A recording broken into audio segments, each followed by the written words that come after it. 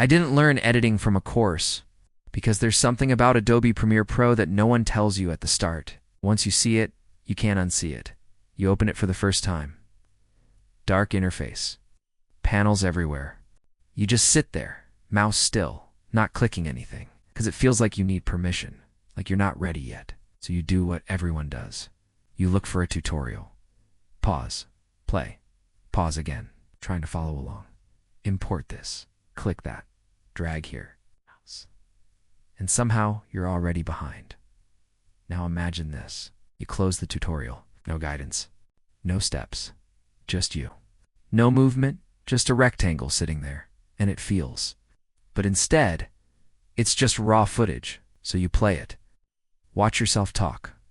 Or someone else. Or maybe just random clips.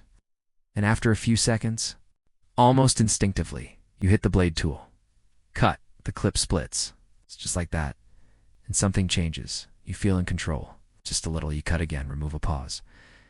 Another one. Now it feels tighter. Not perfect, but better. And that's the first shift, not in the software. In you. You start exploring, hovering over panels. It feels messy, unorganized, like you're doing something wrong, but you keep going, and you find it.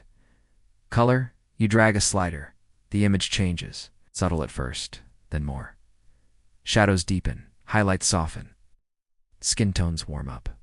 And suddenly, that flat, boring clip looks like something you'd actually watch. You lean in, closer to the screen, and that's when the tension starts building, because now you care.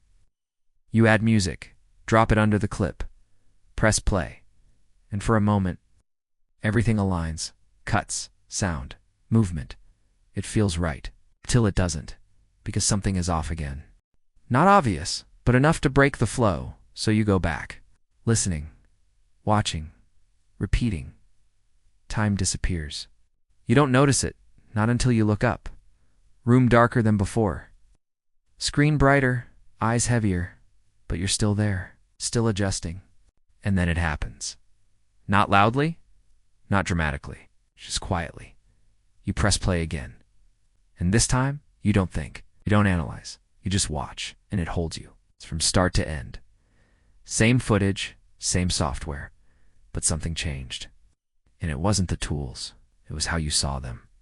You go back to your first edit, the one you made hours ago, play it. And now, you can't ignore the mistakes, the pauses. Almost uncomfortable. But that's the shift. And decisions start shaping something real. You don't need every tool. You don't need every shortcut, because now you know where to look, where to cut, what to fix. Even if you can't explain it yet, you close the project.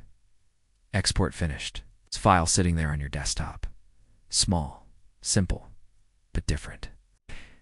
And the next time you open Adobe Premiere Pro, that empty timeline doesn't feel like a problem anymore. It feels like something you already know how to begin.